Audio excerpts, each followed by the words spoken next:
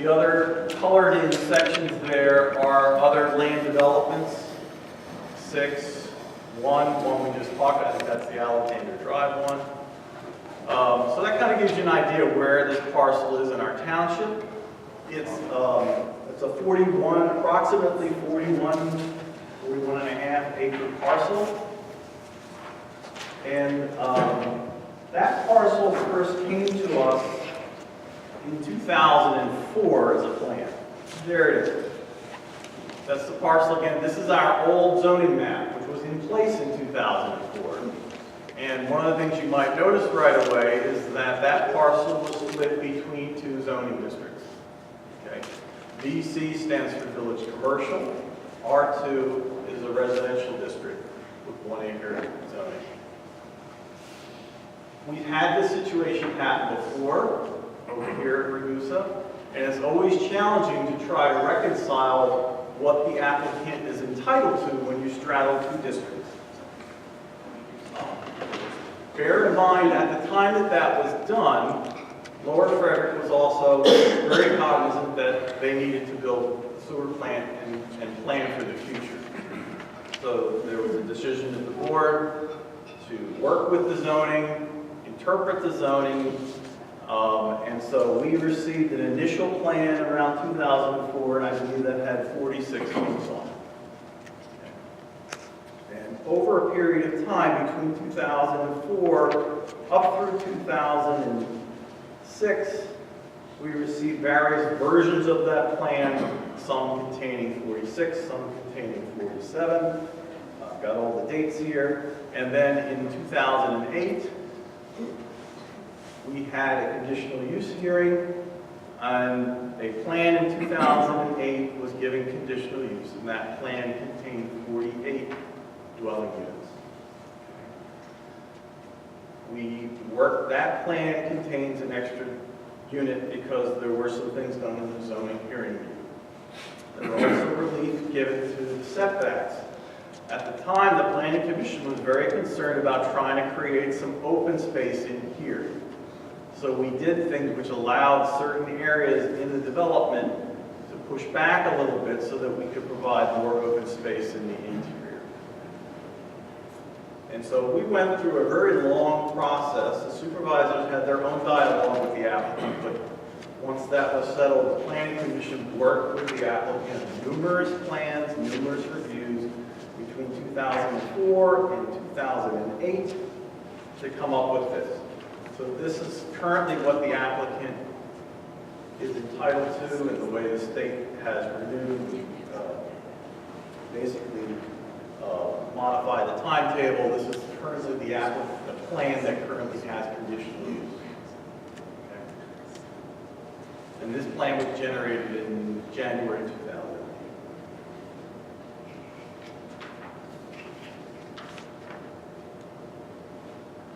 In 2018, I guess the end of the summer, beginning of September, the applicant came back with their first alternate concept, and then they came back in October with a different one, and then based on some feedback they received, and then they came back in November, approximately sometime in November, the board meeting, and with a third revision to it.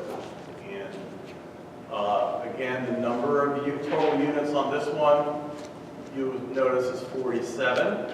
That reflects the fact that there was some zoning hearing board decisions which, in terms of those conditions, can no longer be satisfied because one of the parcels that was involved in getting the 48th home there is no longer available. It's owned by somebody else. So I don't know, Ben and John, do you want to talk a little bit about your plan at this point?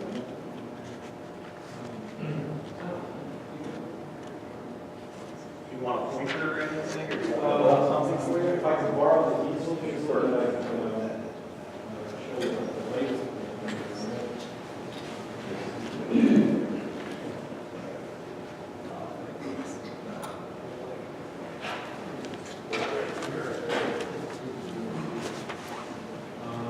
Good evening, ladies and gentlemen.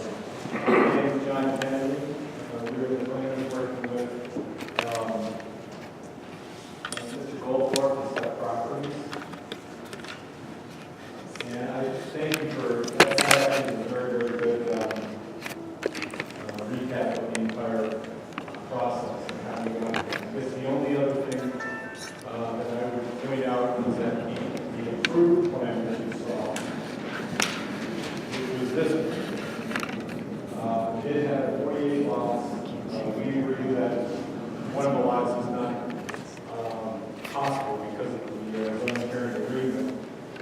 Those lots were 10,000 square feet in size. So that really is one of the biggest points of discussion right now, is what should the lot size be? And obviously, what that affects when the number of lots are fixed is how much open space will there be, and where will that open space be located.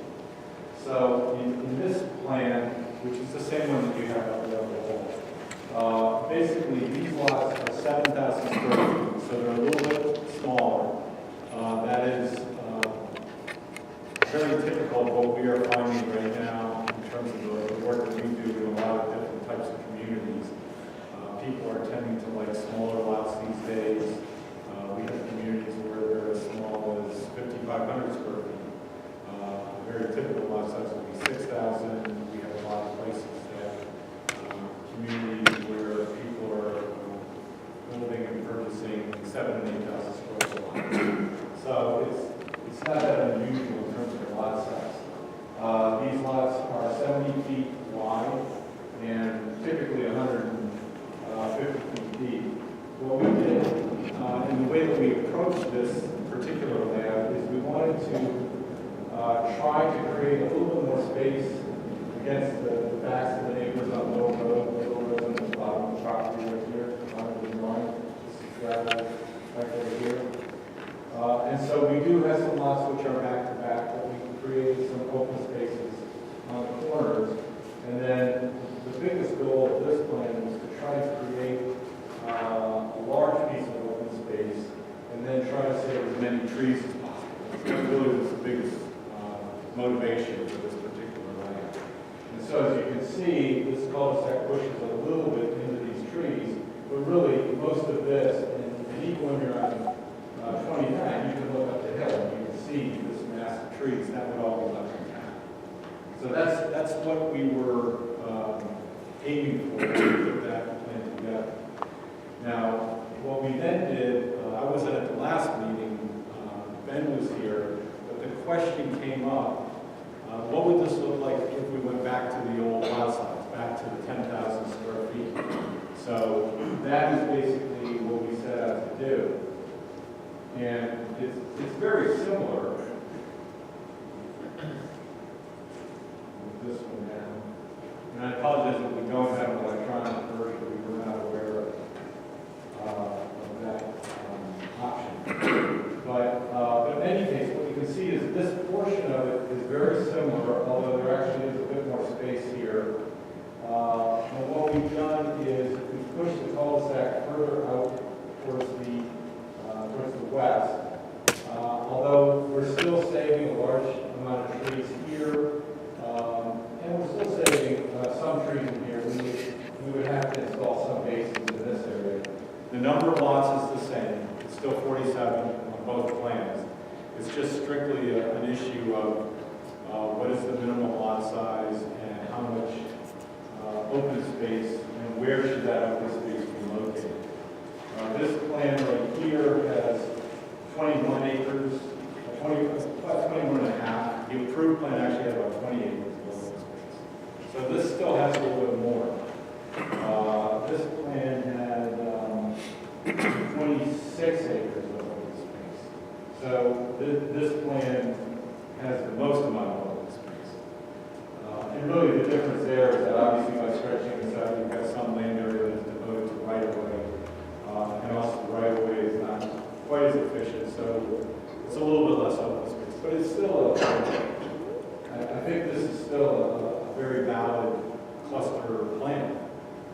This is much closer to the existing zoning. It's not exactly the same. This obviously would not be as close to the existing zoning. It would take some revision of that. This could probably be accomplished with more or less just maybe some tweaks to the existing zoning. But that's really what we wanted to come here and present. Is just this view of, what do you get if you go back to the same similar lot size. I guess the only other thing I would point out, because again, we can always go back to the approved plan. While there was more open space in the center, one of the problems, or or the difficulties and challenges with this property is that, as you know, this is a significant hill going up, and it has a fair amount of grade on it. And that was one of the reasons why we decided to go with this solution for the main part of the property, the central one, by compacting the lots together a little bit and trying to keep them away from these areas, away from these areas, and make these roads go more in line with the contours. It should actually reduce the amount of disturbance and grading that is needed. This, as your engineer knows, because we've spoken about this in the past, this has a fair amount of grading associated with it. And in a way, I think that's one of the downsides to it. This plan is a little bit different from the original conditional use plan. This is the approved land development plan.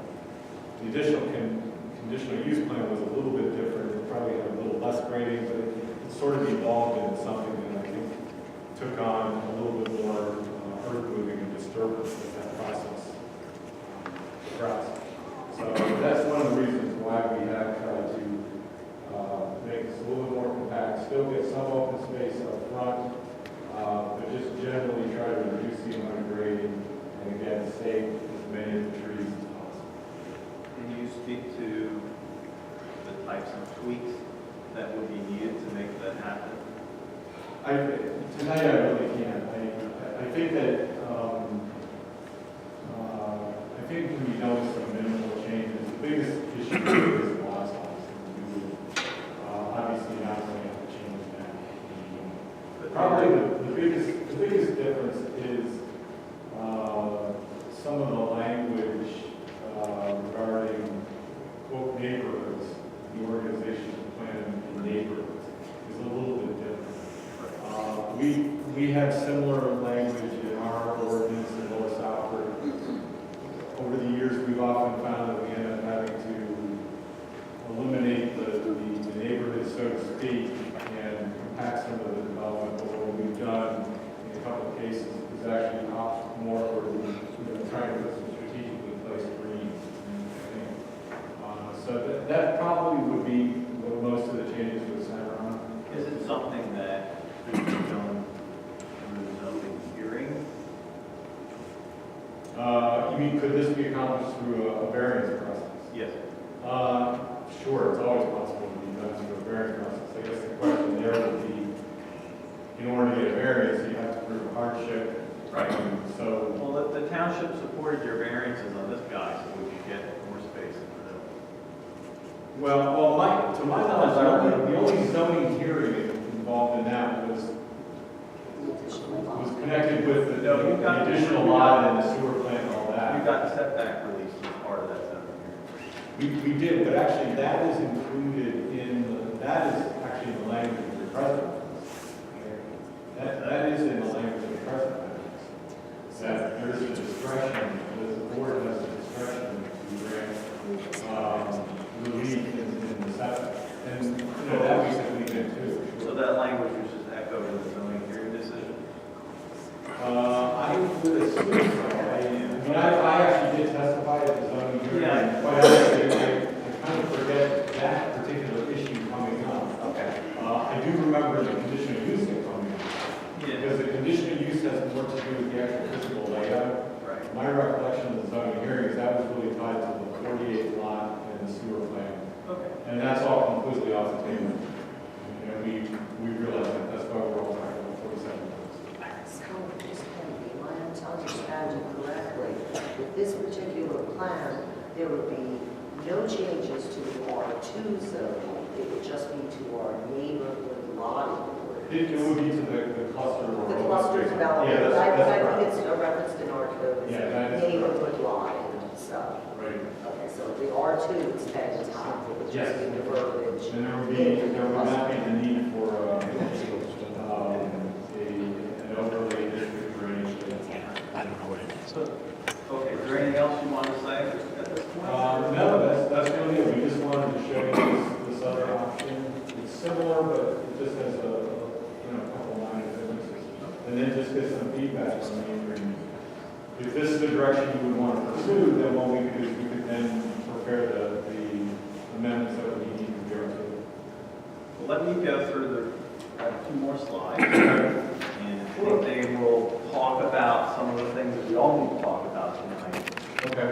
And it probably, we can circle back and talk about what you have there, and as it relates to what we're going to be looking at today. Okay. Again, this is the concept that we came into tonight thinking about. It's an alternate layout on the roughly, 7,000 square foot lots, minimum lots. One of the concerns I think that people voiced was, the discontinuity between the size of these lots and, what's going on around in that area, right? It is supposed to be low density residential, and that was definitely stated concern. And, some people went out and they looked and they said, okay, well, what is something like this going to look like? We have houses that are set pretty close to one another, they're all lined up down the street, and I think a number of us struggled with trying to envision that, which kind of equates to this, on that parcel, and how that really dovetails into what we're trying to do in our township. If I'm just speaking for you guys,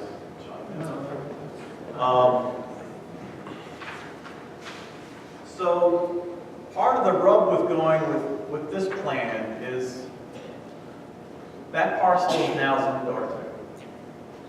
It has been since we adopted our current zoning ordinance over a decade ago. So if you were to come in under a different zoning, under the R2, we'd be talking about 40 homes, not 47 homes or 56 homes. We would be starting over with a clean slate in terms of conditional use, because you're coming in with under a whole new zoning with a brand new plan. So that's what I see as kind of the rub. And I've talked to a bunch of people who are knowledgeable in this area, and they all said, yeah, it's the new zoning, it's the new plan, and conditional use is tied to your plan, and obviously reasonable tweaks to that plan. So our challenge is, if we were to think about rezoning, all this in the yellow is our R2, and your parcel obviously is with the red outline. Here's a zoning map of our township. So and your parcel again has the red asterisks on it. So if we're thinking about rezoning, we obviously can't just do your parcel alone. We have to think about, everywhere in this township that's yellow. And also, as Linda pointed out, there's a discontinuity. If we reduce lot size here, that 10,000 square foot lot, minimum lot size actually is in the zoning, written into the zoning in various other districts as well. So we would have to look at this holistically to make changes throughout our zoning to make it make sense. And so this neighborhood lotting affects all lots of 10 acres or more, if I remember correctly from the ordinance. So there's a lot to think about there. And I know things are moving very fast in November at that board meeting. And, I think some of us are like, whoa, we need, we don't feel so comfortable changing the zoning in all this whole yellow area without really thinking it through and seeing how that plays out in other parcels, not just yours. Again, I'm misstating this. So here's your parcel, and I apologize, this projector is not as bright as I was hoping for. But if people want to look, this is actually a really good photo here because it shows your parcel with no leaves on. You can see over here in this area, there are some really challenging spots here with steep grades, real tight contours here. Here you can see the swimming pool if you walk up there. Particularly in this area, if you were to try to connect over the roads lane, that's a challenge. There's a lot of that to happen. So, we recognize you have a difficult parcel to work with here, and that's why you're trying to choke things down in this area to minimize disturbance.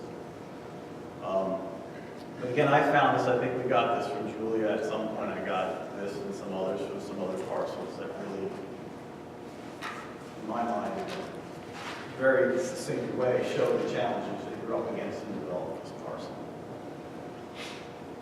So this again is, the approved plan superimposed on satellite imagery. And, you can see how the approved plan kind of goes right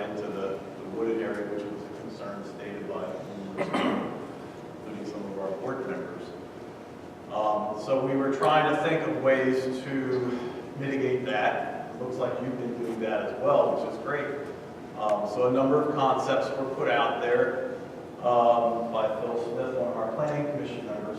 I don't know, Phil, whether you want to say a few words to this? Well, simply that, having heard your presentations previously, listened to the Board of Supervisors' concerns, and finding myself to be, trying to project myself into a situation of doing that and dealing with that site from the internal as well as the external point of view, I thought there are some possibilities that might, present themselves that we could look at the approved plan, but tweak it in a way that sort of accomplish a refinement of what was approved in 2008. So that said, I don't know whether you had gained access to it, but I did, instead of a CAD drawing, I did a pad drawing, penciling design. I overlaid your design with sheets of paper and then sketched alterations that I felt might be working to our goals and visions, as well as working with your needs as well. And I thought there are some opportunities to